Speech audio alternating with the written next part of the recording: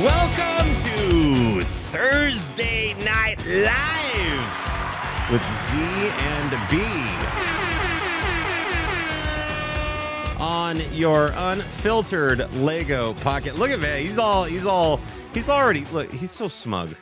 Look at him. What? Because he knows how freaking amazing he is and what he's getting ready to do this week and all this stuff.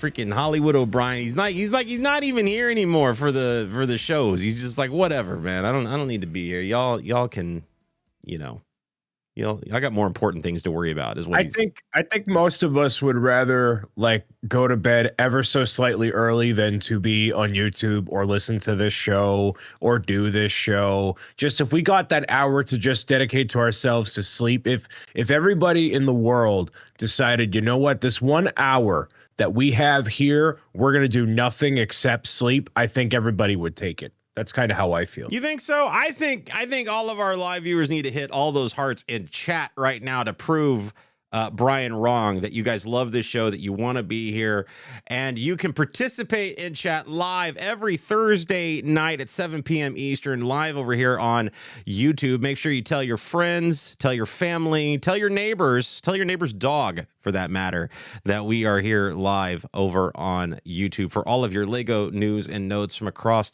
the globe. And don't forget that you can also catch us over on all your podcast channels like Spotify, Apple Podcasts, so many others. We're here for your ear holes. We're here to bring the knowledge, bring the opinions, bring our wonderful, lovely voices to your ear holes. I could do this show in my pajamas and go to bed right afterward. You don't sleep.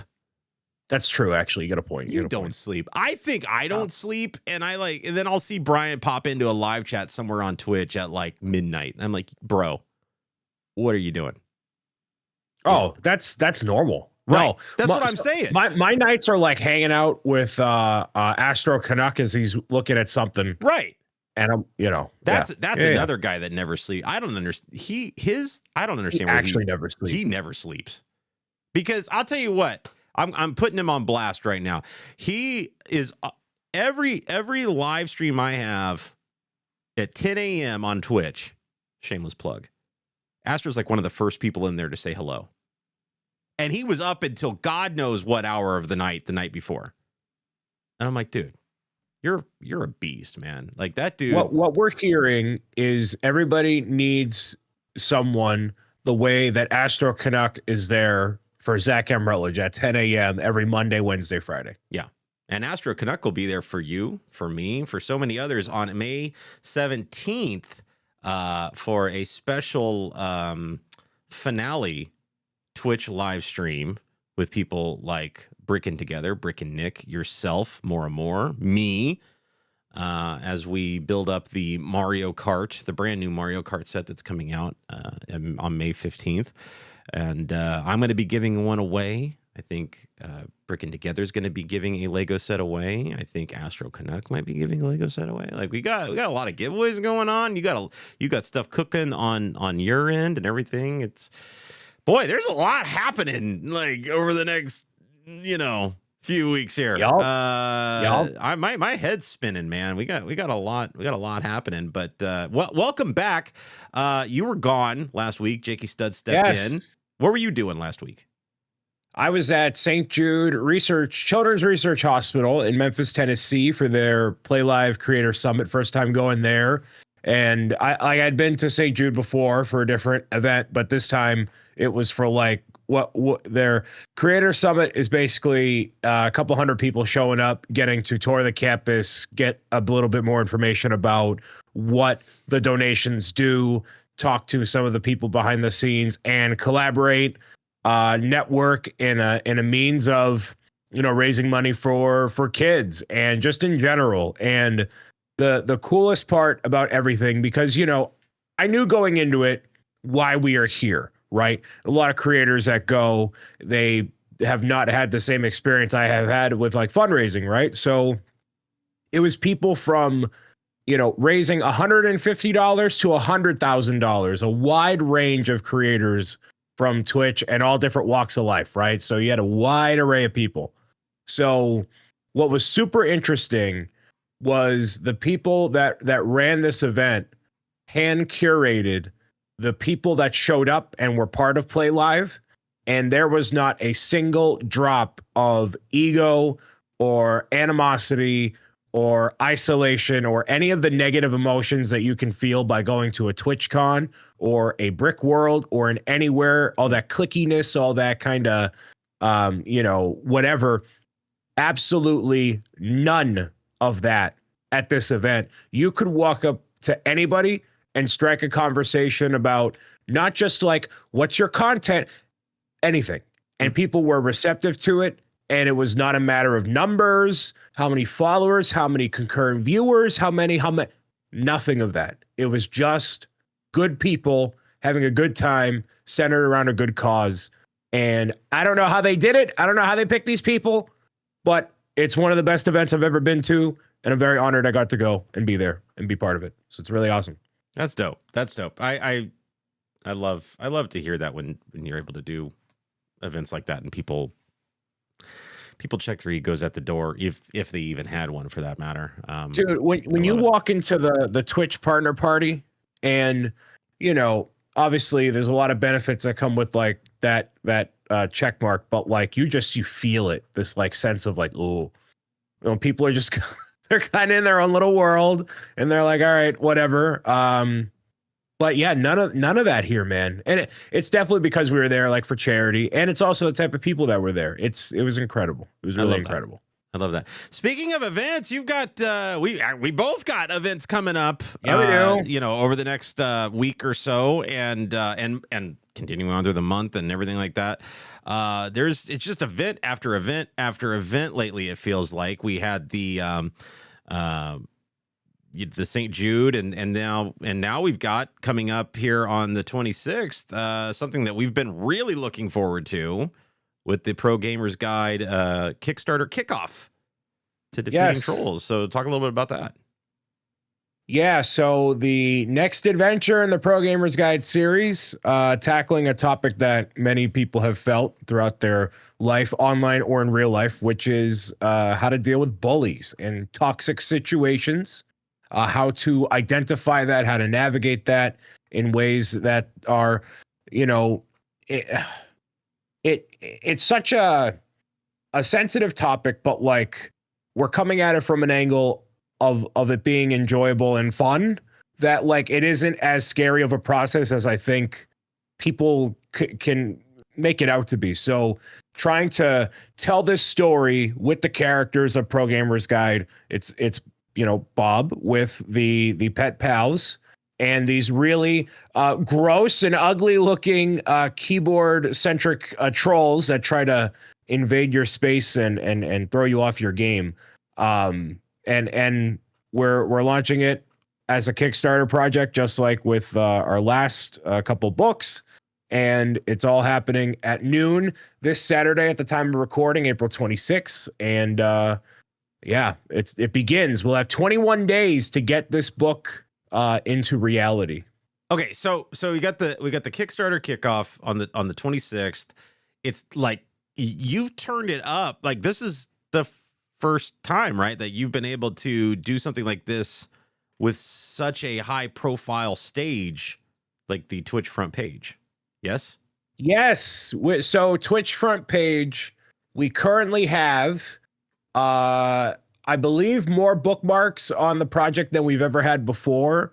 More people that have, advocated for the message, and, all y'all been very supportive and sharing it out. So, we have a lot of, hopefully a lot of momentum going into this, and hopefully it goes well. But like, you never really know with these sort of things. Like, I mean, I think anybody who's a content creator knows this. It's like you never, like, you kind of have an idea of how many people will watch your video or tune in for a live stream, but like, you don't know. You don't actually know. There's no amount of data you can rely on. It's just like, well, I hope people show up, and basically it's kind of what it is here, right? So I hope people, see this, and they're like, yeah, this is cool. Let me support it.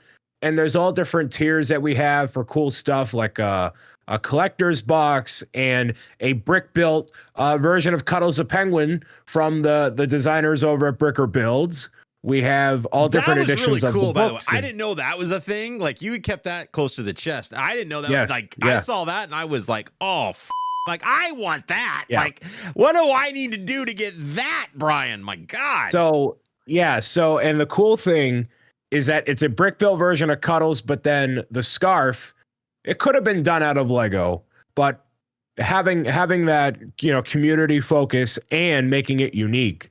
It is a handmade crocheted scarf like what you see for the pet pals in my background here. So it is an actual physical scarf. You could put the scarf on really any Lego model you wanted to, but obviously it's for Cuddles. So it's all super unique and ambitious and cool and awesome, and I hope it all happens. So please show up on Saturday. Show up. It's going to be great. It's going to be lovely. You're going to have, I think, you know, Kevin's going to be joining you at some point, right? Like, you've got a lot of stuff kind of planned for fun and games and everything to keep. Are you going to be going for the full 8 hours then on that? Yeah, definitely. So it'll be 12 to 8 on Saturday. And if it goes longer, then it goes longer. And Kevin will be on for a portion of it. Definitely not the whole time because he's got stuff to do. And I'll be subjecting myself to that. And then if it goes longer, it goes crazy or whatever. Obviously, we would love to have this funded within the 21 days that it will be on Kickstarter. But the big thing and challenge or whatever is if it is fully funded within 24 hours, then we're giving away a Nintendo Switch 2 system, which I do have to give away. I secured mine for a in-store pickup Best Buy last night, and I have one on the way from Target delivered. So if we hit the fully funding in a day, great. I'll give that away. If not, I'll just cancel. Have you announced the what the full funded is yet or no? All the information is available on the Pro Gamers Guide website, including all the tiers. The only thing that isn't known is stretch goals. Stretch goals. Okay. Which I'm keeping a surprise. Gotcha. So, which, you know, one of them we know is get Brian a freaking vacation because the dude's going to need one after all of this stuff. So, okay. It's that one. That one is immediately after the final one people current. Okay. So the ultimate stretch goal is $123,000. We'll do Pro Gamers Guide to Taxes as a Kickstarter project. There's other ones before that. Now we're not hitting 123,000. I'm very ambitious. That's not happening. So there's other stuff that we can build towards. So anyways, yes. Got it. Okay. So I have to ask, what bot did you use to get a Nintendo Switch? Okay, so literally no, let me rephrase. What bot did you use to get 2 Nintendo Switches? So, all right, this actually, hear me out. So Target went live right at midnight, all right, Eastern. So refresh, whatever. It allowed me to go through the process for delivery. You couldn't do in-store pickup. Now, I obviously want to get mine, you know, in-store pickup, play it throughout the weekend of launch, whatever. So, you know, doing that. And it happened to pop through, and it popped through for a lot of people, actually. Like, I was live. I was, you know, with a couple people in a Discord call, watching some people live. I'm like, all right, they got it, whatever. And then Best Buy went live at 12:30. I had my phone and I had 2 separate browsers open with Best Buy pulled up under my account, but it was already loaded with my payment info, my everything. So I was good to go, right? One of my devices, it logged me out, asked me to confirm my phone number, and then it just hit. And it said, do you want to pick this up at the Best Buy 5 minutes from your place? Okay, there you go. Congratulations. Ah, okay. Wow. I read an IGN article today, and they were like, it was a mess and nobody was getting it. It was removed from people's carts. Like, the Target was canceling orders after orders went through, like all this stuff. So it was very, no issue. I had zero I was issue. concerned, but I saw your post that you had secured one. So I was like, okay, well, you're good. And I didn't know if you had only secured one and that's what you were going to be giving away if it was funded within 24 hours or, you know, how that that stuff. But yeah, clearly IGN has never tried to order Lego at midnight, so they don't understand how this process typically works. So that's happening all on the 26th. So let's get that thing funded within 24 hours. Switch 2 becomes available as a giveaway for everybody. That's a big deal. On the 28th, I'm going to be celebrating my partner anniversary on the Twitch front page, and then I'm going to be joined by the lovely Miss Emma Caulfield from Buffy and Marvel fame. She's going to be joining us, and I've at this point I've talked her into actually joining Twitch. We've created her a page, and so she's all about, like, you know, she's not gonna be on there playing video games, but like she's like, can I just grab? She goes, Zach, can I just grab a glass of wine and just go build a puzzle, and people will like turn up for that? And I said they absolutely 100% will. She's like, I don't know. I don't think you realize how weird I am. I was like, oh no, you're home. Welcome to the weird. Yeah. Like, that is what Twitch is. They will love it. Have fun. So I have a feeling that, you know, we all got to be on our best behavior Monday, but I think the more fun she has during that live stream on the 28th, the more likely she's going to be to continue to do more and more live streaming on Twitch. So I'm hoping everybody can show up for that. I'm in the same boat. I'm like, please God, people show up and have a good time so we can make her feel welcomed on the Twitch front page. And I have in my Discord, I have a Google form. Thank you, Brian, for helping me with that, to submit questions for her. I have my list of interview. I'm going to go full interview mode, and we're going to have a conversation the entire time, but I will be weaving in those questions from the audience and whatnot as we move through the night. And she's really she's at a con this weekend, but she's saying, like, I can't wait to get home and do this thing Monday. So she's really excited about it. So that makes me feel better about the whole thing. But that's happening, you know, so 26th, 28th, you know, St. Jude was that. Then we got, you know, we had Star Wars Celebration that was just this past week. Like, my God, the events have been crazy. Now, we had a massive dump of Star Wars Lego news hit us right before Star Wars Celebration. We thought we were done. Oh, no. Aha. Lego had one more thing to show us. And no, it was not a giant Death Star that will be available in October. It was, in fact, a droid that's happening in August. Why they couldn't announce this during the May the 4th, I have no idea. Because it wasn't like it was some big, you know, news, whatever worthy thing at Star Wars. So there was enough other stuff happening at Star Wars Celebration that the K2SO droid at $80 was not making headlines anywhere. You know what I mean? So it wasn't like that big of a deal. I'm not sure why you save this. I'm not sure why you have your big Star Wars May event, you know, live on the internet on your homepage. You're announcing all your May the 4th sets. Why you don't tease that this is already coming? Because it was really just a couple days later that this thing hit, and it's available for pre-order, and it's not coming out until August. And by the way, the show that this droid is even like remotely tied to is actually in release now and will be in release on May and will be a blip on everybody's radar in August. Why this droid's not coming out in May, I have no idea. I'm perplexed by some of the decisions that Lego makes sometimes. That being said, love this. Yes, this looks great. All of it, everything about this looks great. So thank you. Once again, the chopper one that they've done looks fantastic, and K2SO again, just home run. Thank you, Lego, for all of this. Again, probably not on your radar, but I wanted to ask you, because I asked Jake about this on the last show, and Jake said it didn't really matter, but I'm curious what your thoughts are. K2SO and the one play set we got for out of all the May lineup was a Andor set, right? Andor has now been released. I don't think you even watched the first season of Andor. I threw out the idea that Andor is a Star Wars property that's really not targeted to children. Okay. And the one play set that they had is a set that is about Andor. And I know a lot of people are like, well, but it's Star Wars. Okay. I'm going to throw this out there, and without getting into spoiler territory of the new current show. So the way they're doing the show, they're releasing 3 episodes for 4 weeks, and it's 12 episodes. It's fantastic. The way they're doing it, it's all based off of time, and it's it's great. Like it's an absolute, in my opinion, masterful stroke at television and content like they're doing so. Tony Gilroy has just absolutely nailed this show, in my opinion. Okay, it's not just Star Wars, it's science fiction, and it's just good storytelling, and I love that part of it. That being said, there's literally an attempted rape scene in one of these episodes in a Star Wars property, and that is the playset that Lego chose to use for that property. And I'm like, Now, I said before I ever saw that I didn't think Andor, based off of the first season, was really geared towards children.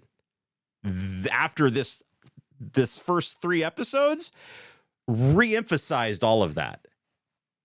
Do you think Lego knows like that kind of content before they decide to make a set, or they're just like, cool ships, let's make a set for it?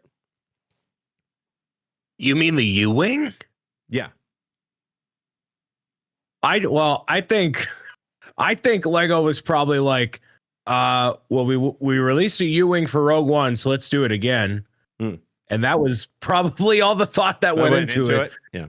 Because I think anything else, you don't know that far ahead of time, like what the context of anything is. And obviously going forward, navigating that, they won't, right? Like I think of, and this isn't really the same thing, but like how they put, like the Punisher in the Daily Bugle, given the, what we see in Daredevil, Born Again, like that connotation that the character can have with, certain groups of people, especially in the United States. So like, I think A, you'll never get another Punisher ever again. B, I think you'll get a U-Wing again, but not in that context of anything pertaining to Rogue One.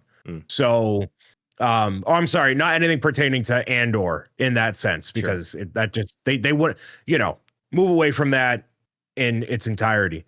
I haven't watched any of it, so I have no idea. I have no clue. But again, masterful storytelling. It was in the first season, it was a very adult centric show, and this reemphasized that for me.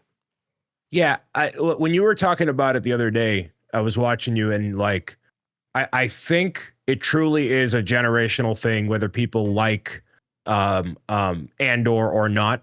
It is very, I mean, it's obviously got adult themes in it, right?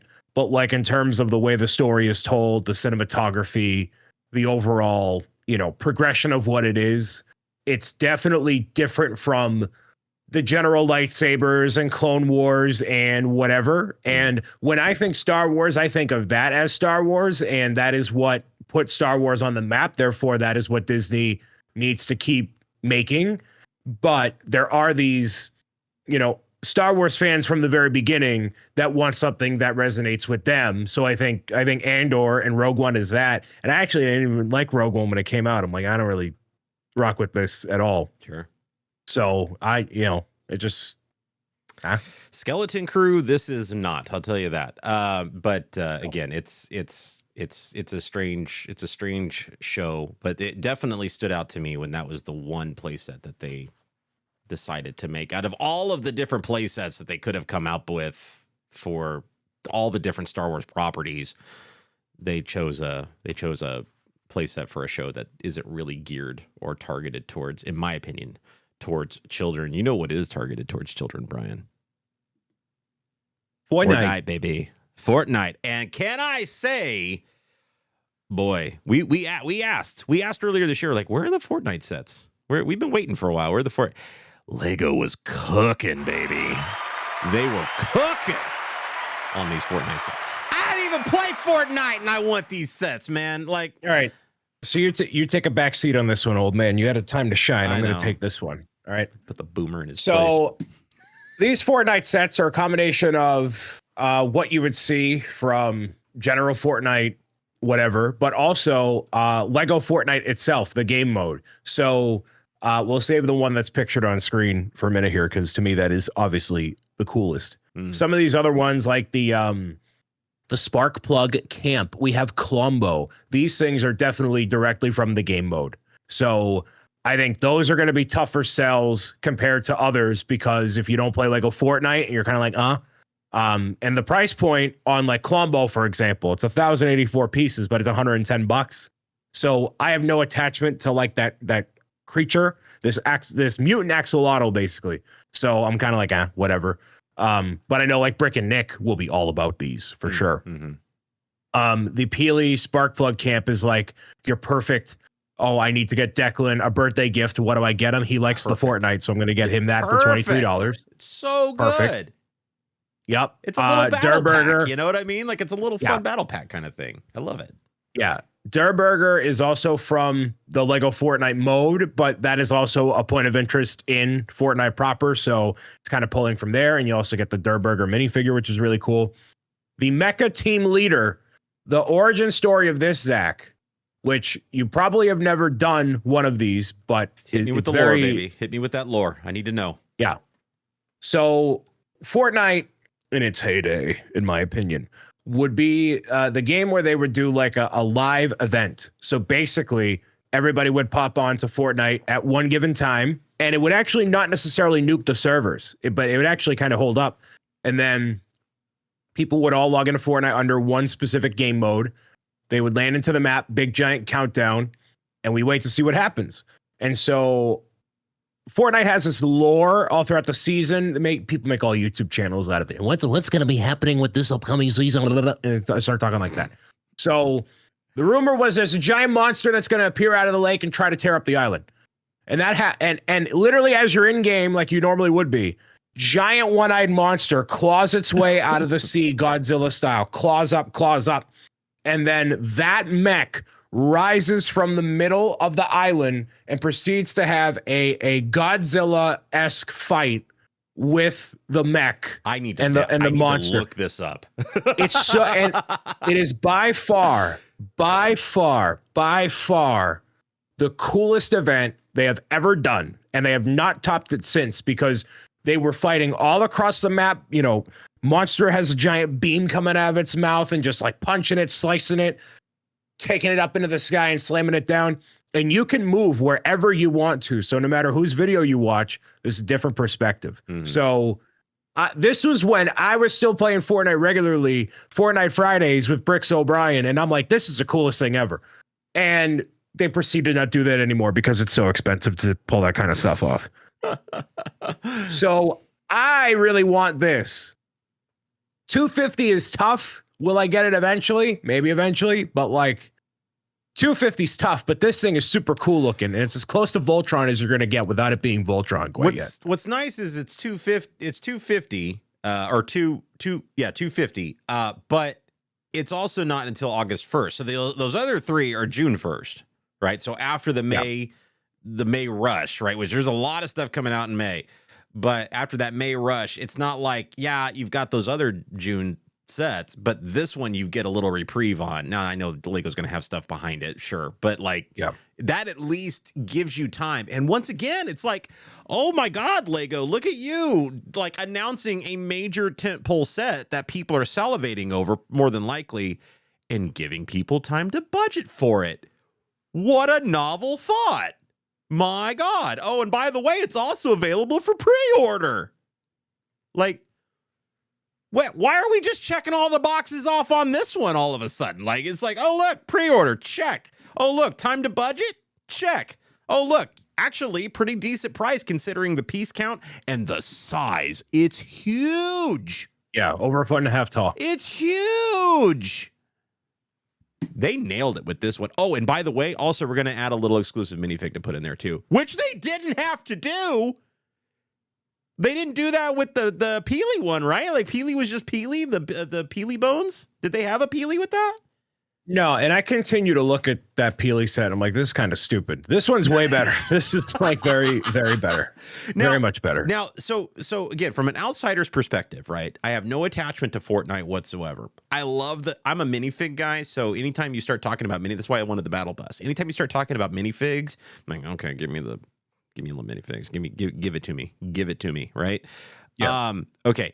Lego learned from not that these sets didn't sell well or anything, like, because they did, but like they learned from the last batch where the battle bus was coveted because of all the minifigs, and that's what Fortnite's all about, the skins, right? It's like you got all these customizable characters and things that you have, right? And what did they do? They learned from it. And they learned that, oh, by the way, we don't have any figures in the Der Burger set we have. Oh, by the way, we don't have any minifigs in the Peely Bone set that we have. You know, oh, by the way, we don't have any minifigs in the Loot Llama set that we have.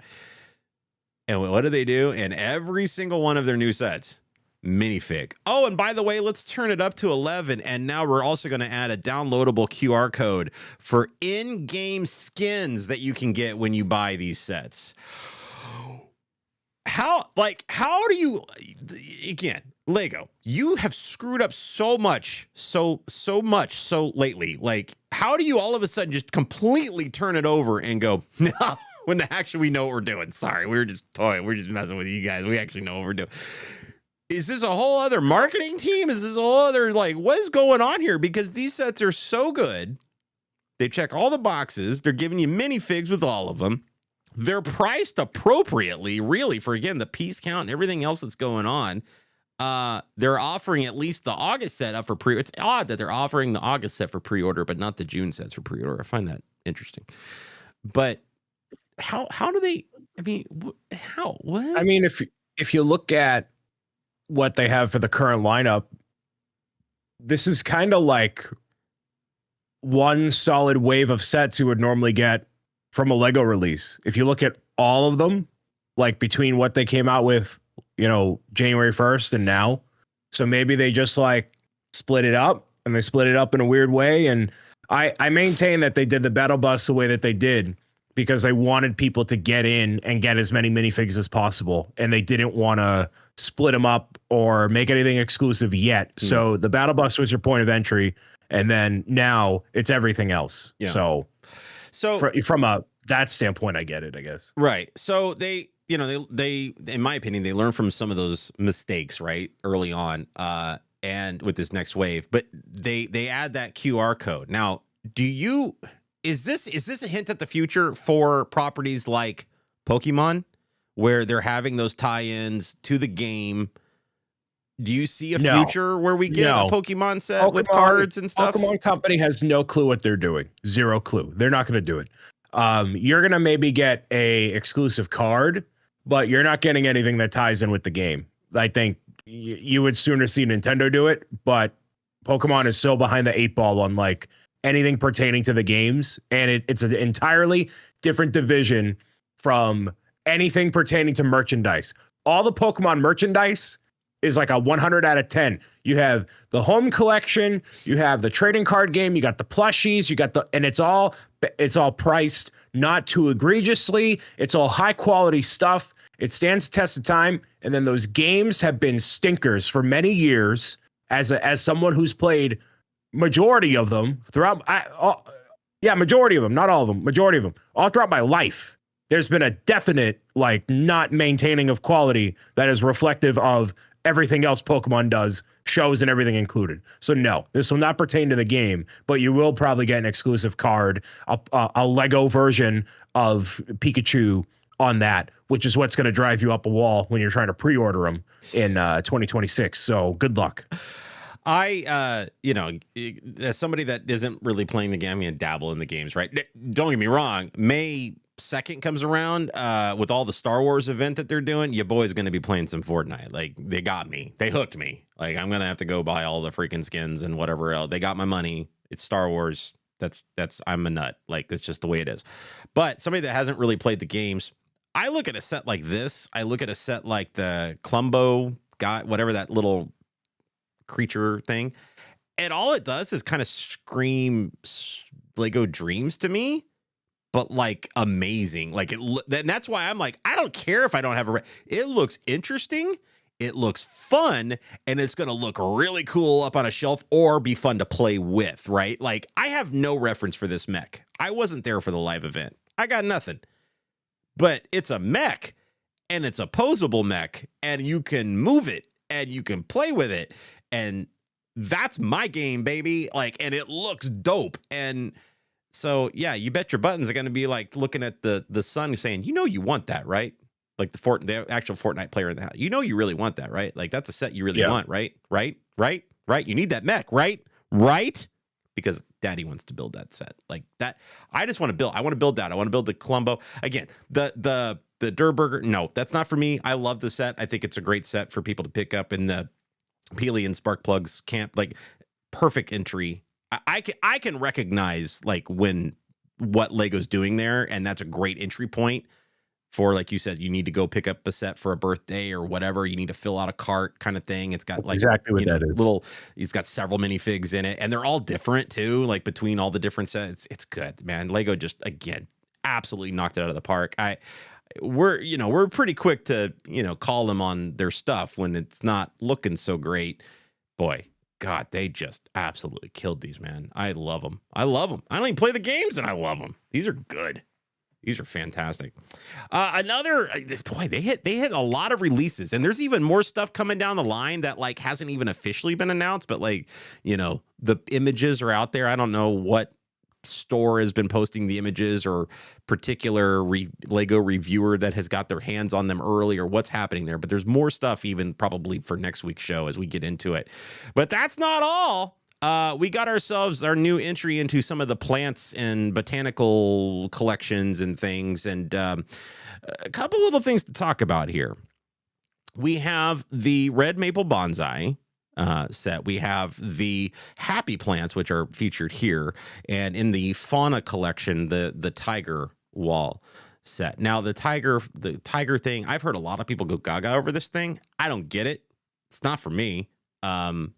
So I'm not really sure what people are going nuts over this for, but hey, I mean, if it tickles you in all the right places, great. Good for you. The red maple bonsai is an interesting set to me because I have the original bonsai, and I don't remember loving the build of the bonsai, but it looks really, really nice on a shelf. It's the same thing with a lot of these botanicals. Like, I love the look of them afterwards. I don't love the build. These happy plants are adorable. I need them in my life. Out of all three of those sets, they kind of like came in and pushed out at the same time. These happy plants, probably the simplest out of all of them, it was like, yes, I need these. I need all of these, please and thank you. Your thoughts on any of the botanical sets to this point? The plants are $23. Yeah, it's kind of nice. Yeah. So you could do these from now until the end of time, and they would do really well. And you can do it for all the different plants, and you can change out the actual foliage, whatever. Very, very cute. So hopefully there's way more of these. The tiger is pretty cool. Not for me, but it is there. I'm looking forward to seeing the mock that somebody will do using those tiles and make their own, like, maybe it's a CRT or maybe it's a giga plant or whatever, and make it like a full thing. Like that'll be very cool to see. They'll adapt that kind of build style to something else. So the maple bonsai, right? That's the one we were talking about here. Yeah, that thing. Yeah. So as we had talked about in our little preamble, just us, it was half the amount of pieces for the initial bonsai and significantly more in is it double the cost or no? It's $10 more. $10 more. Half the pieces, so, $10 more. Yeah, I think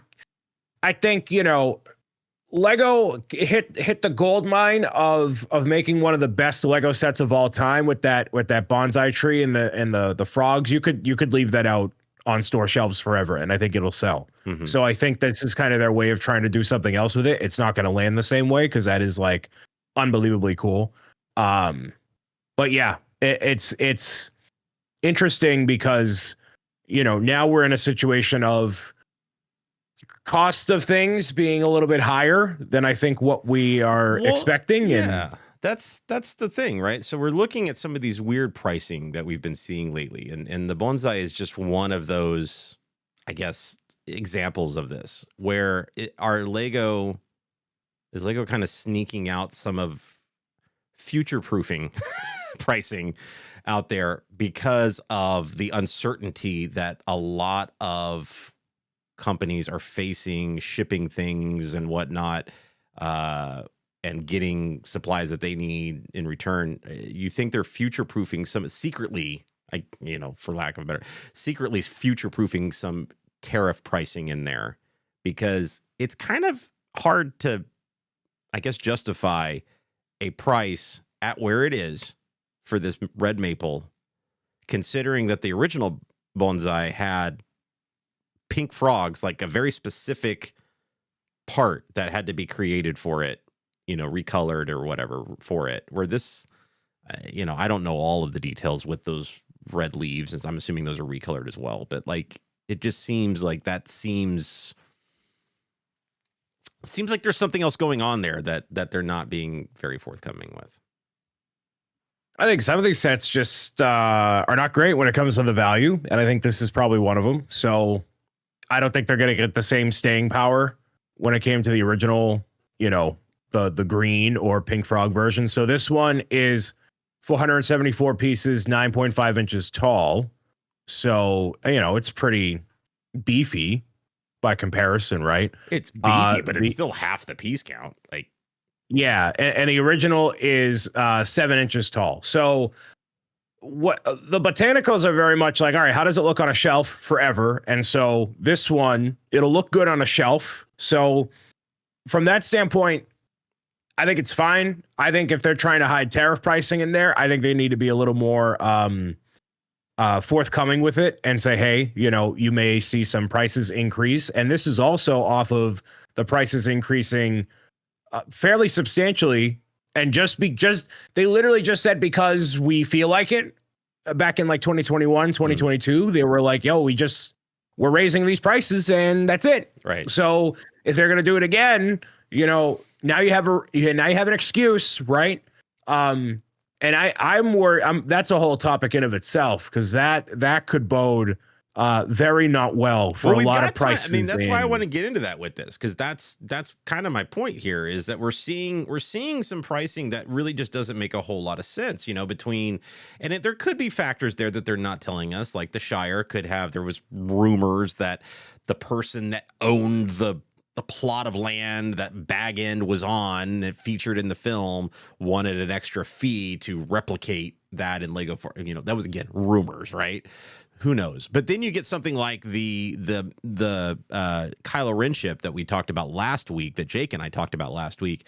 That's stupid, by the way. Absolutely makes no sense on the pricing. Like, there's nowhere I don't care if there's big, beefy black pieces in that. Makes no sense. No, in any realm does that set make sense. And frankly, this red maple is in that same category. Like, it makes no sense considering the pieces that you're getting in the set and the amount of pieces that you're getting in this set. Like, there's just, when you have other sets that they currently have in their life. I mean, the bonsai, the original one, is still available at $50 at twice the piece count. Like, it's not like it's retired and you can't get that set still. Like, it's still there. And that's where I just kind of go, where, like, how are the prices being determined? And I still maintain that Lego defers the price in whatever metric they're using that maybe we're not aware of publicly facing wise, because maybe they're manufacturing the red maple bonsai and the Fortnite stuff at the same time, right? So they kind of have to look at, all right, because these pieces don't line up at all, but like, oh, because these products share similar process or pieces or whatever, this is how we can price these in relation to the rest of the line and our costs across the, like, there's a formula that definitely exists, but it's not something we know, which is, I think, exactly why you see the prices be so wonky across everything. It's not consistent between items in a theme, nor in a release window, nor in any measure. And I think that's just industry secrets that we're never going to know. So that's my guess. If I had to put a business hat on, business, that's what the B stands for, business hat on. That's what I think it is, honestly. To our chat, Roy in chat here's point, there 200 of those pieces on the original bonsai are dots. Yeah, that's also that kind of factors in as well. Yeah. Like, so that is a valid point. That it really, you know, when you really think of it, like buildable pieces. Yeah, I mean, yeah, you could take those dots and do whatever you want with them, but like buildable pieces, it's not. What did I say? 878 pieces. It's 678 pieces. Yeah. You know, and then yeah, a lot of those are also the frogs, right? But those frogs are like a coveted piece. Like that's not like something that people turn their nose up at. Like those pink frogs are a big deal for people.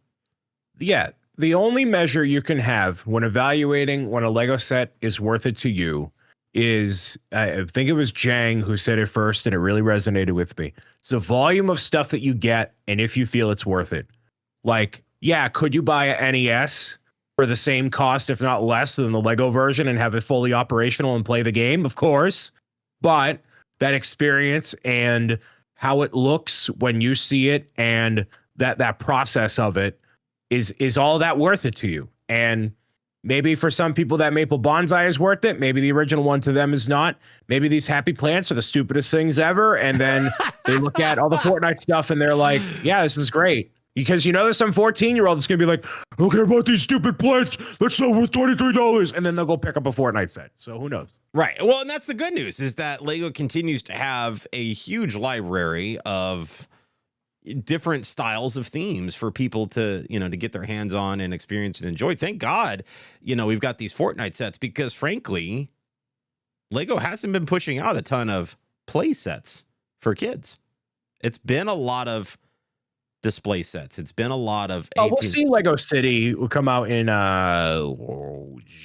August, I think. Yeah. Right. So January, August, like, you know what I mean? Like that's still a long time. The high profile stuff that they're pushing out has not been a ton of play style sets. Because those adults have disposable income. Those kids get gifts once every 4 months, whatever. I'm not saying it's not the smart business move because it is. Clearly, like we talked about the financials on this show. Clearly, Lego looks at those financials. They know where their money is.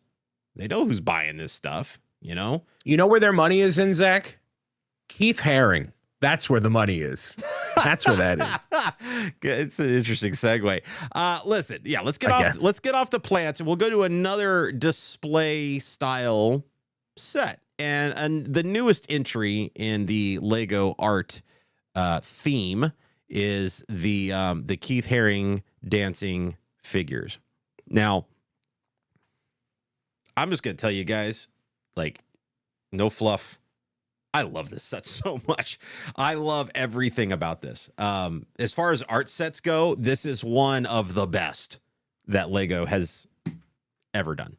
It's the picture does not do it justice. You got to go look at the different pictures on their website to see just how large these things really are. So you're getting a lot. I mean, it's over 1,700 pieces. Like there are a lot of pieces in this.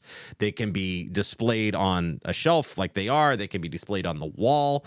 Obviously they're not connected together, so you can move them around and you can do, you know, you can have them in different areas on different shelves and different parts of the wall. But forget all of that.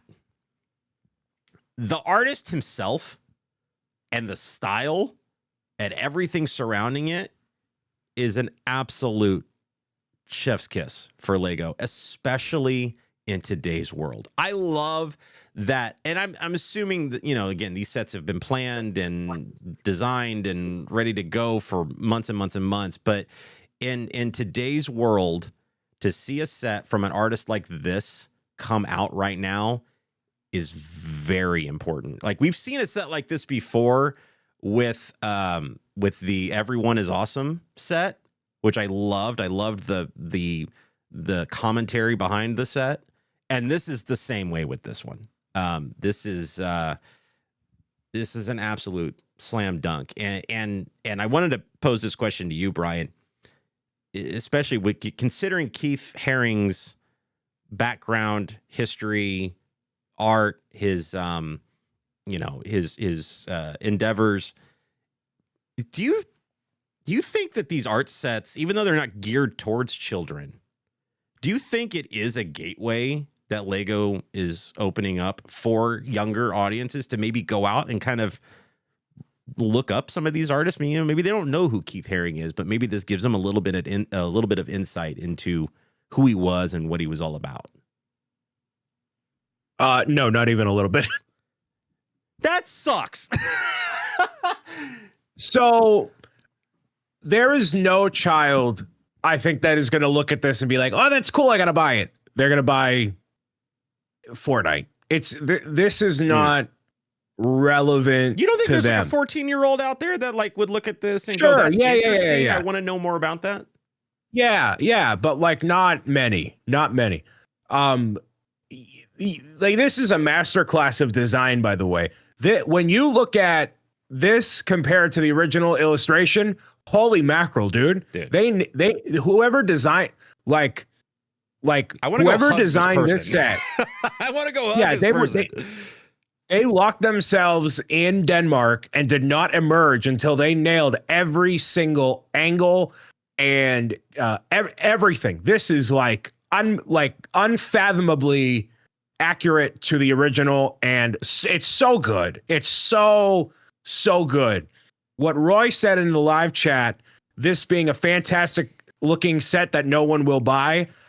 I don't know if no one will buy it, but I definitely don't think it's going to get the street cred I think it deserves. It needs the marketing behind it. It needs the marketing behind it. They did a great trailer for it today that they posted on social media, and that's what it needs. You need that posted everywhere. You need all of the band members singing the praises of this set. Like, I think it's I would even go a step further. I would do something in like New York. You do like a pop-up that's like a Keith Haring exhibition. Absolutely. And you try to like really like this weirdly enough feels like a set that you could really put a lot of marketing behind to really get people like into. And then you can have obviously other stuff that you put in the pop-up and make it a whole big thing. But this is like really, really, really cool. Cool of an idea of a set. And just from the fact that it is so accurate to the original, other than the pink one is more, it should be more like magenta, like my background, but whatever. It is really, really cool. But yeah, I don't know if it'll resonate as it should. Yeah. I'm going to get political on you. Do you think that Lego picked this set for the commentary? They have a lot of sets they can choose.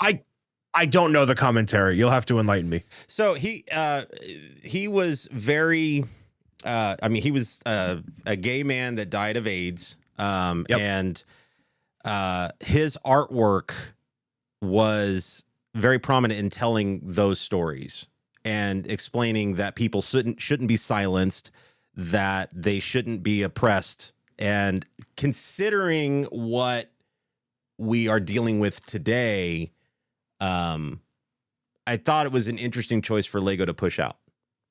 And I'm still curious about that. I'm still curious whether or not if there was any greater meaning behind it, or if it was just a cool looking art piece for them to push out. But there's a very heavy commentary behind his artwork and who he was as a person. Yeah. So it's I interesting. fall under the camp of, I fall under the camp of it if it just looks cool. And like I look at the original, I'm like, yeah, it is very accurate. Yeah. I think there's merit to doing, something with it, extend the life of it. And, they made, I haven't seen any commentary about this anywhere. Like when Everyone Is Awesome came out, it was like, oh yeah, this is it was very, very clear, like what the purpose of this releasing, and when it was very, very, very clear. With this one, it's not being conveyed as much of a statement piece, at least by Lego. And I think because it's done so well in terms of its design, I think that is what helps. Whereas Everyone Is Awesome, it, as important as it is, it's a base plate with just monochromatic minifigures, Sure. And there you go, right? So it's not as captivating of a set if you're not a part of the message, right? So even people who may not resonate with this, maybe it's not top of mind for them, I should say, that they can still get this and appreciate it, right? So I think that holds precedence, and I don't think it's going to be like divisive or whatever, Yeah. Okay. I gotcha. And this is actually one of his safer pieces, if there is a great way to say it. Like they could have, there's one that specifically is a very interesting, and it, like you could have still done it in this style. The style that he had, this graffiti style, with the lines that just kind of never end. Like it really applies itself to Lego, and so they could have picked another one of his pieces that would have really, I feel like, been much more of a political statement than something like this, but it still carries that same thought, I guess, with it. But yeah, I keep looking at it, and all the outlines of all the figures are the same, like, thickness all the way through. Like, that's so hard to do in Lego. Like, it's so hard to do. So yeah, just unbelievable. This is a May 15th set. I've already pre-ordered Mario. I will probably skip some of the early May sets to make sure I can pick this one up on day one. I'm that excited about it.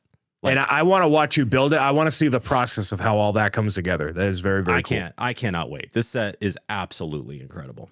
100 again. Just like, boy, Lego, for whatever reason, man, this week on their releases, dude, just banger after bang. I mean, K2SO is a dope looking set. The Fortnite sets are amazing. Those happy plants, and a lot of people like the tiger, the maple, whatever. It looks good. I'm not like over the moon about it. The price sucks. But again, this, whew, man, just all of them. They just nailed it this time, man. They just did great stuff. And son of a gun, Lego, just when I think I can count you out and I'm moving over to Fun Hole or something else, like then you're not going anywhere. You're in the trenches, my guy. You're cooked. You're in. They got me. I can't get rid of them for some reason. And you can't get rid of us either, because we're back every Thursday, 7 p.m. Eastern time, right here on YouTube. And we would love to see more of you in the live chat if you are available, or if you can catch us on the replay, that's fantastic as well. Make sure you share out the links, hit those heart buttons if you're in our live chat right now. The good news is, if you are in our live chat right now, you get a little bit of extra commentary with us in the post show. So there is a benefit to hanging out. We did a whole, what was it, like 3 weeks ago or 4 weeks ago or something? We did a whole like thing about Marvel and the chairs. That was all the post show. Like that was not even in the full show. Like that's some of the cool stuff conversation wise we can get into in the post show. I love it. And before you people watching live go anywhere, in case you haven't already, the final roll call, bookmark that Kickstarter. There's a link in the chat right there. Almost. So the interesting metric, which really only, Kevin and I kind of care about, is we almost have as many people who have bookmarked it as backers as we have last time, which is awesome and really, really cool. So people are really like, oh yeah, cool. So in case you haven't already, we're at 273 bookmarks. We'd love to have you on Saturday and supporting the project. If you know anybody who's dealt with bullies and trolls, you know how awful it can be. So this story is meant to teach those pro gamer tips in a fun way. What category are you going to stream under on the front page for this? Special events. Special events. Love it. Because I'm not just chatting. This is a moment. This is a moment. This is a special event. Yeah. Yeah. It may be, depending on the hype levels at a certain point or another, maybe there's room for a little bit of knocking from certain individuals who would want to, drum up the excitement and knock over some front page nonsense. We shall see. We shall see. I totally joked about that. And I knocked the other day when you were testing it, and I was going to join. I was gonna join, but I knocked from Safari, and it's a Google Chrome only thing. Oh. And so by the time I switched over, it was all like whatever. So I was like, okay.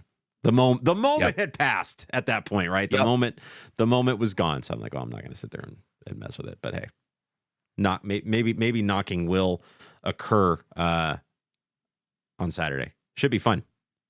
You know what else? Knock from Safari should be the name of your memoir. Knock from, yeah. Don't knock from Safari. Hey, man, this was fun. This is another great episode. Thank you guys so much for being here with us every Thursday, 7 p.m. over on YouTube. We appreciate you all.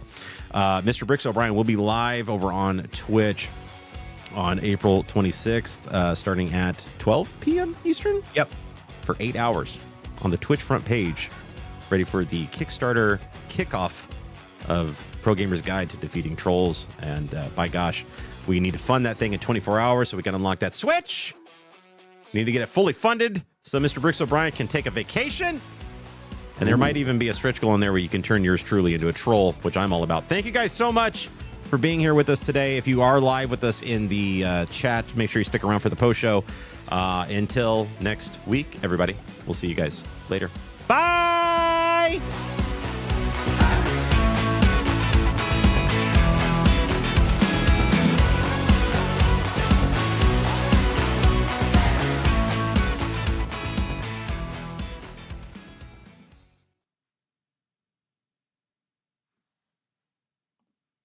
Okay, there we go. Hello, everybody. Welcome to the post show. Howdy, howdy. He didn't get up and run away to the bathroom. Did y'all see that? He actually stayed in his seat.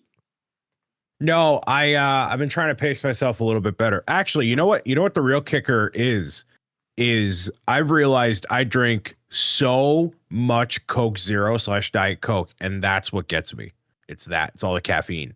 So I'm like, all right, limit myself to X amount per day, and I got to keep track of it. Because I've also switched to exclusively black coffee in the morning. So I have removed all joy from my life. Good I am God. Yeah, Why? I know. That's awful. I got to lose a little weight. We got to keep this, weight on the decline here. We got to keep You're the looking trend mighty going the right fine, way. man. You're looking young and jovial and Yeah, but I'm a little chubba lubba. We can, At what point in lower it a time? little. At what point in time? Let's say the Kickstarter is funded to the point where Mr. Bricks O'Brien gets a vacation, unlocks that goal. When do you take said vacation? September. He's already got a date. Because it's after Stand Up to Cancer, and September traditionally, a lot of us know this, but everybody goes back to work. Everybody goes back to 2026. school. So, there's definitely a September lull in everything before we ramp back up for Halloween, Christmas, end of year, boom, and then it kind of dips back down. So September, like, it really is great timing that, Stand Up to Cancer, Stand Up Builders happens when it does, but then September is, yeah. And I don't normally do like a September thing. So I'm like, I'll do something for Christmas, and we have the bookathon later in the year. So I don't do a September thing. So I'm like, all right, I'm out, whatever. So yeah. Where are you going? I initially was going to have the people vote, but then Deanna was like, that's a stupid idea. Don't do that. And I'm like, all right, well, you got a point. So probably not a Disney, not a busy thing, but I feel like I don't know. I mean, and to be clear, if there were a stretch goal for a vacation, I would not be using Kickstarter money to take said vacation. It's just like it is initiating. So like whatever I choose to do, it's not like, hey guys, thanks for this book money. Now let me go blow it in Cabo. That's not what's happening. But It's going to be at the bar. it's gonna be at Keno. Gonna be doing some scratchies at the pick. That's it. I'm gonna go back to Vegas. Are you ready for Saturday? Like that's I have to do the video, but other than that, yeah, that's fine. So the video is actually gonna be really short. Make it really short compared to the last couple ones. So I'm trying to get like under a minute, like really quick, because now it's like the Pro Gamer's Guide to Healthy Habits. You really have to explain yourself, whatever. Everything is like, we've built out everything so much and we have a history now. So I feel like, not that we need to put in less effort, but like, we don't have to explain as much. We can just like, here's the sizzle reel. Here's why you should back it. Here's what we got. Hope to see you there. Yeah, but you're on the Twitch front page, so you got to explain yourself to a whole new audience that maybe has never seen you before. No, right, but that's fine. I'm talking about like the video for Kickstarter, and that goes out everywhere else, like the trailer. Oh, Oh, that thing. Okay. Yeah, that's like I'm trying to get to like a minute or minute 30, like really tight. Gotcha. I love that. So I may send you a unsolicited draft and be like, "Hey, is this concise enough?" And then the video. Not yeah, just to like look at it. Oh yeah. So yeah. Not unsolicited. No. See what you started with your this is what you started with your lick emote is this stuff. Dude, blame Twitch. I don't know who picked the clip. So somebody who I was at Play Live with, Pete, was like, yeah, I know the person who did all the clips. So I could find out who did it and then banish them from everywhere, but I'm not going to do that. I haven't heard the story. Oh, you have not? No. Okay, so for those who may have heard it, this will be repetitive, but that's fine. So going into Play Live, they were going to have Twitch Public Access, which is their show that they do, calling upon the community, whatever. And they were going to do it live at St. Jude with Mary Kish and Dan Clancy, the people who typically do the like, here's the newest stuff coming out, whatever. And as part of it, they were going to surprise people with whatever, but it was a substantial amount of money to their St. Jude campaign for their fundraising season, right? So as far as I understand, you could have submitted clips and stuff beforehand for them to pull from for the sizzle reel and or for consideration to receive a check or the surprise, whatever it was, right? So I didn't do any of that because A, I was preparing for the pitch in Vegas and totally not on my radar. B, I've actually never done a proper fundraiser for St. Jude with like the bar at the top with the alerts. So like we've done the book-a-thon, we've done a bunch of other stuff, but not that. So I'm like, all right, I'm not qualified, whatever. So I'm sitting there in the audience and everybody has all their stuff popped up. And you're familiar with Moco Made, of course. And they were over on the right-hand side. We got all these people. All these clips show up. And so a clip of me pops up and it's of me playing Super Mario 64 with crowd control. And the clip is of me with my face cam all the way close up. It's after I just got wrecked by people doing crowd control, like, dying or whatever. And I'm like, everybody just needs to calm down. We need to relax. We need to take it easy for a second here. All right, everybody dial it back. All right, just whatever. And all you can see is my lips. You can't see my face. You can't see anything else. And I'm mortified. A, because my frame is just my lips. B, I was doing crowd controlled Mario 64 for profit, not for St. Jude. So I'm at St. Jude and they're featuring all these people that have raised all this money for St. Jude. And my clip for profit was showcased as part of the sizzle reel. But nobody knows that, to be fair, right? Nobody knows that it's... Yes, they do. Because I didn't tag it with charity. I did not submit the clip. There was no indication of anything pertaining to fundraising for St. Jude, anything at all. Zero, none. And people like the Mocos, who've done like tons of money for St. Jude and they don't get featured. So I'm like, okay, I'm watching the sizzle reel. I'm like, they're not going to showcase me because why would I have no involvement in this. So that happened. When my name appeared on the thing, a couple clusters of people clapped and applauded, whatever, like for everybody else's clip. But nobody laughed at my actual content of my clip because all it was my lips. And it was so out of context and not relevant and not a funny clip that shout out to Space Hobo who actually clipped, right?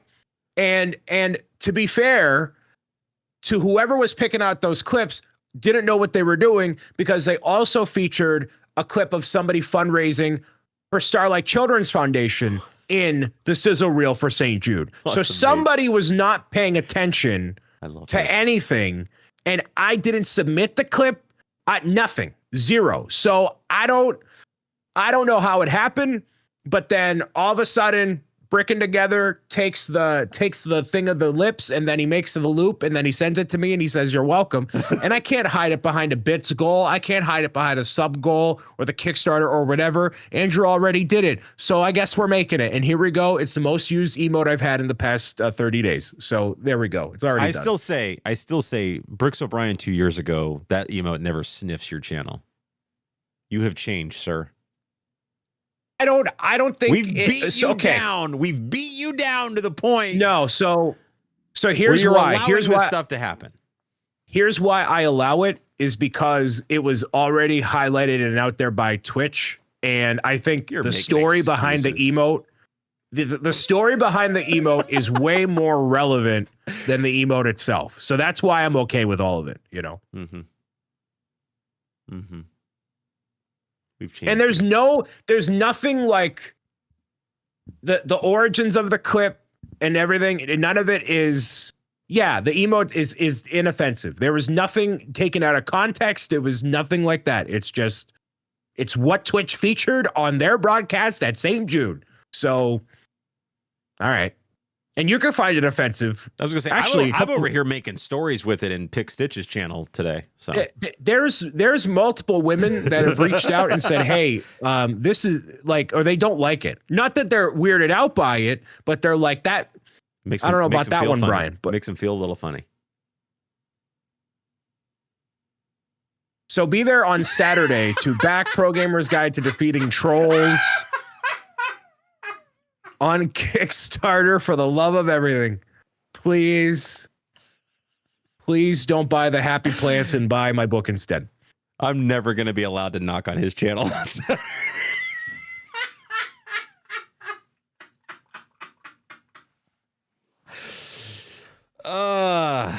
Make sure you show up, man. The Twitch front page, you never know. You never know what's going to happen on that Twitch front page, man. It could be your mods are going to be sick that day. They're sick of me every day. Not sick of you, just sick that day and not show up. Well, I mean, to be fair, like the stuff that gets them in a tizzy is when I throw like, we're going to do 7,000 giveaways or this random logistical thing. And then that's what does it. There isn't really a logistical thing they have to do. It's all on me. It's all on the Kickstarter and whatever. And it's all kind of automated anyway. So it's fine. We need to, did they still make the For Dummies books? I think they do. We need that needs to be your next book. How to do live events for dummies by Brooks O'Brien. And we need to take that book and we need to send it to Lego and say, read this, because this is how you pump up your viewers. This is how you get them excited. This is how you have good production and how to handle the live event and get people excited. And because they need all the help they can get. Astro, I would love to do a telethon, by the way. That is what, spoiler alert, that is what we want to do with the power of Stand Up to Cancer and what they have. Like that idea of multiple people coming together to close out the event, because they have, professional broadcasting capabilities and connections with like places like the MLB and whoever else, right? Like they can absolutely make that kind of thing happen. And there's been discussion of it, not for this year, but like that is the ultimate kind of idea. And, not to I mean, you're involved in it. We can talk about it, whatever. It's fine. Right. All the stand-up builder stuff that's happening in August, like they're doing something that no other charitable organization has done for a team of creators before, in creating a website for us to use full force. All of those resources, all of that information, everything, they are doing it for us. Like we were going to build standupbuilders.org or hire somebody or whatever, but literally Andy and the team were like, no, we'll build it for you because that's how much we believe in you. And if they're willing to do that, and we keep bringing all the hype and all the everything and whatever. Like, that is how we make that literally that telethon of like Lego, like not even just Lego people, but like people from 3D printing and the you know, astrology world, Astro, right? The astrology world. We can bring those people in and elsewhere. So that is super cool, and that I want that to happen. Having that, so who knows? That's the next logical step. This is a studio based event that also has an online component where people can, you know, it's being featured throughout, but it's not, you know, a bunch of different channels. It's all like people, like it's one pot, right? That is being featured on one channel that's live for 24 hours, and then you can put that on network TV, like that, with that level of capability. Like that's how you do the that. Next logical step. So I think, you know, there's no promises, there's no whatever, but you know, we already have so many people who are interested and so many people who are fundraising, and Stand Up to Cancer is such a great organization. Everybody there believes in what we do, and we have surprised and gone above and beyond and everything. And we are like, it's so cool. It's so cool. So yeah, who knows, man? I'm just ready I want to see Skywalker on a stage spinning a plate on a pole that's in his mouth. That's all I want to see. Like that's why $5, spin that plate, you know. $5, that's go. it. Wow. Well, I mean, it's $5 every, you know, 30 seconds or something. I don't know. 30 seconds for $5. Jeez, what a bargain for Skywalker. He can do it. I'm not worried about him. Yo, get me that long mic in the suit. Let's go. I'm in. The blue suit. The blue. Oh yeah, are you kidding me? Yes, sir. Telling you, it's the next logical step. We get, you know, you get through this year, and that's the next logical. It's full on. Oh, let me crack my knuckles. Full on television production, baby, and we go hot with it. We turn it up to 11. That's where we go. So the goal this year is $100,000 between all the people fundraising for the team. So we are not to hashtag shill that too much, because I'm already shilling the book and all the other things, but whatever. Forget about it. It's fine. So not only are they developing, it's our show. We can do what we want. That's true. They're developing standupbuilders.org for us. We have a new coordinator on the team, which is A Skywalker 91 here. Shout out to A Skywalker, killing it. He is the communications lead because he is the voice of God within the Lego community with that presence that he has. So I actually haven't talked about it publicly, but yeah, he was one of the only people I was like, you know, if somebody I feel like could handle this sort of thing and speak to the cause and be that voice, it would be A Skywalker. Audible Caramel, dang. Audible Caramel. Dang, what a great name. Wordsmith, you. Dang, you should write a book, Astro.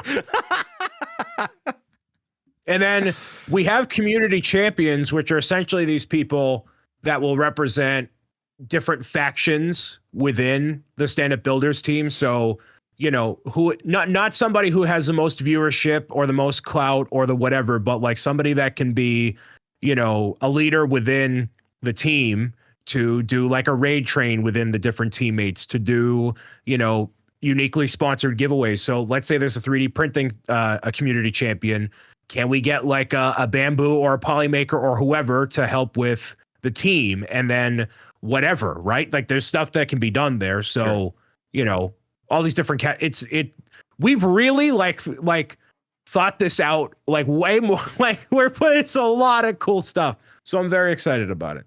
My God. I almost feel like you should be taking a vacation before this, not after. Like, cause you've got huge event after huge event. Time. Yeah, come on, man. You got like, cause you did. I don't.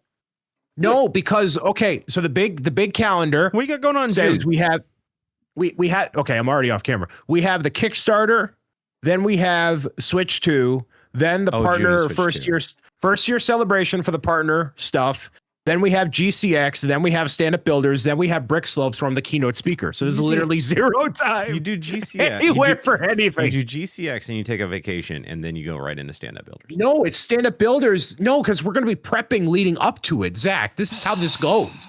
I have to have at least one panic attack before we start. I was going to say, you now have 3 other people that are there to like help, so you can just pump the brakes. Yeah, but like I like doing I like doing this. I like eating dirt. I like eating poo-poo. Brian, oh, yeah, AZ. I'm the keynote speaker at Brick Slopes, Utah. You going to show up? Probably not. He's cooked. When is Brick Slopes? Utah? 4 days That's after like October, right? Stand Up Builders. August 21st-ish. I thought it was October for some reason. TwitchCon's October, my guy. Right, but I thought, there's a con, right? There's a Lego con right after that, though. Cascade, maybe? Maybe. I feel like there was something. I'm not going to that. I feel like there was something. Slopes is my only Lego show for the year. I'm going to be the keynote speaker. That's going to be cool, man. That's going to be real cool. Brian lives for the paint. He really does. This is the problem. Like, you try to just calm him the hell down for just a few minutes. Like, you just got to calm him down. Okay, but it's all good people. It's all like, if this were like something I dreaded, yeah, but like it's good. Like, not only is it a great cause, but also there's great people involved, and we're putting in all this amazing effort that is being matched by everybody who's participating. And there's so much that I want to do that we want to do to make this even more special than it ever has been, that I don't see any other charity team of any organization ever doing. And it's very cool. So if you want to get involved, shoot me a message anywhere, Amor, Jake, or a Skywalker, and we'll get you set up. There's going to be more of an onboarding process once the website is open. There's a whole different thing, but basically we're just saying, hey, who wants to be in? So yeah, let me know. Nice. It is a not necessarily an open invite. Anybody can join, but it's like, if you're an experienced creator wanting to get into fundraising for a cause, or you've done a bunch of fundraising before for different organizations, we would love to have you. But yeah. I love it. Turn those Discord notifications on. Yeah. You hear that, Carl? This guy. I thought I went back and not necessarily unmuted, but like turned them back on because I mean, it goes dormant. Like, it's just, nothing. It does go dormant. Yeah. Nothing happening. So I was just like, I just got to remember to turn them back on when it's finally time to do so. Yeah, that's fair. I kind of do this. Like, our coordinator chat in the background, I literally in like December, I'm like, guys, what if we did this? And they're like, Brian, shut up. Please stop talking. You don't need to do this. I love it. Yeah. All right, gang. Hey, thank you so much for hanging out with us tonight. We appreciate you all. We'll be back next week, which will be the lead-in, right, to it'll be the lead-in show to all the Star Wars sets dropping, I believe. So I think so. Get your wallets ready. Boy, it's going to be rough. May's going to be rough. He's going to be rough. Good luck. May the odds be ever in your favor. But thank you all for joining us. Make sure, again, if you could, please, when the episode is officially live, whatever, for the replay, gang, if you could post out a link. If you got a social media account anywhere, whether it be X, whether it be Blue Sky, whether it be Instagram, wherever. I mean, you can share it right here on YouTube as a post. You could do that. So if you could, share out this post. Make sure you give it the likes, do all the things, help us out, help us grow. We would love to keep doing this beyond just the 100 episodes that I've targeted. Today was episode 63. So the clock is officially ticking. I said it. I said what I said. Uh-oh. I said what I said, chat. There we go. Right. Thank you guys so much. We'll see you next week. Same time, same channel. See you guys then. Yes. Bye.